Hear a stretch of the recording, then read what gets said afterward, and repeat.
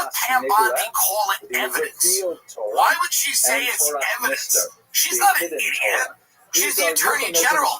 Why would she say she has files on her desk if none of these implicated anybody? It just feels like they're covering something for sure, 100%. And I feel like they're telling a story, and the story doesn't make any sense. The open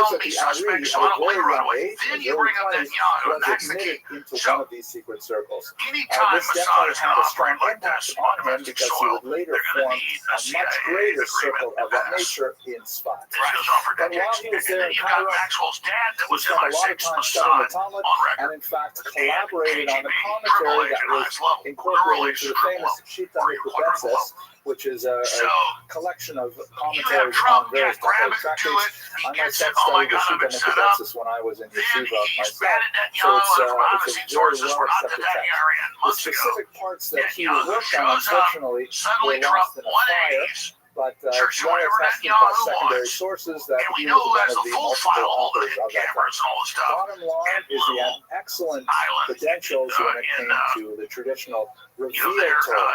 He was in not like, Caribbean, let's say, and you his find facilities sometimes in are Hasidic in literature Mexico, where people in have New like York. inspire visions, but they can't necessarily demonstrate mastery of Talmudic tractates. This is a person who definitely had all of the credentials to be a traditional rabbinical scholar, and yet his primary thing was going to be in mysticism. Then Netanyahu comes and tells him, for questions again? I don't believe from my sources, this is how the FBI, that it is Trump, but it's people in his administration, including a top financial advisor, that's heavily involved. Trump wants to get his agenda through of jobs, $15 trillion investment coming in, $3 trillion a year. He wants to stop World War III. I'm not defending this. I'm saying the things you haven't told. Yeah. And so he goes, oh my God, this is a giant new Russiagate setup. He comes out and says, to his supporters, That'd be crazy when you say So they have a secret fellowship to be ethical. I mean, a top financial advisor. Are we talking about Epstein's neighbor? Being Jewish, right? Okay. Everyone got the question? Yeah, so it wasn't so much that they were secretly and that makes sense. It would be nice if people were secretly so here's how informed you are, and I'm not trying to be a mean person.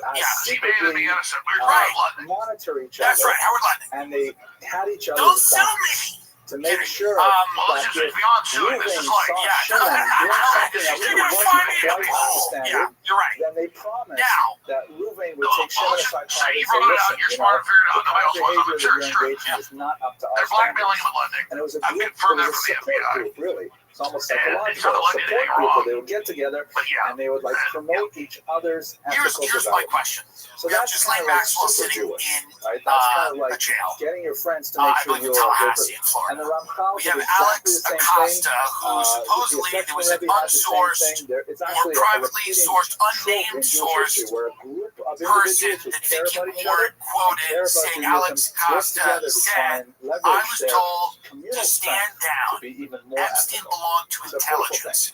That is why he was not prosecuted.